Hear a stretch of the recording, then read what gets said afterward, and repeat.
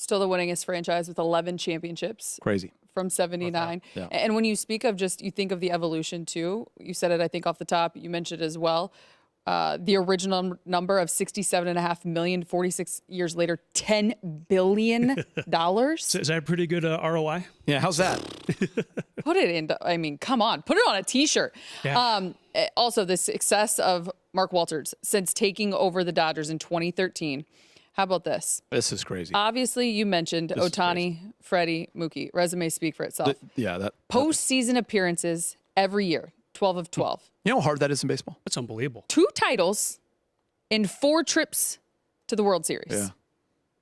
Not to mention NL West titles. 11 of 12 NL West titles. Yeah. That's the one that always baffles me because the NL West is so deep with Giants and Diamondbacks, Padres.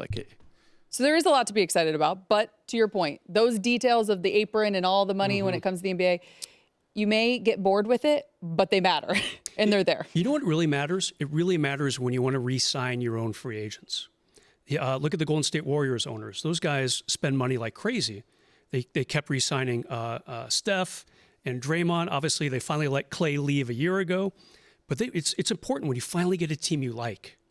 That's when you start. You can always re-sign your guys for a lot of money, and that's when a deep-pocketed owner tends to come in handy. You know what's interesting, Brez? We all talk about what Brad Stevens has done over there with Boston and building that team. Obviously, Danny Ainge was a part of that too. They've done it through the draft, but also Drew Holiday, Kristaps Porzingis, getting Derek White in that trade. They've done a really good job. Even they, after winning it a year ago, falling short this year in the Eastern Conference semis, even they got to make changes. Everyone's talking about their roster. They have to stay under the second, and they got to, it's like it's hard to keep teams together in this day and age in the NBA. That's what's so unique about OKC.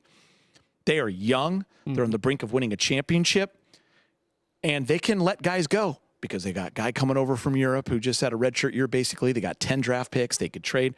That's really hard to do. They're in a very unique position. Yes. In OKC in particular, Allie, Phil Jackson once said to me, he said, what's the goal of any major pro sports franchise?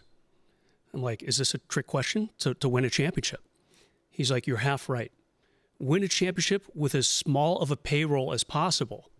So that's the other half of the equation. Now, the Lakers are already one of the biggest spenders in the NBA, but it just helps when you have someone with Mark's financial freedom, let's call it that, coming in here and saying, all right, what can we do? Let's go.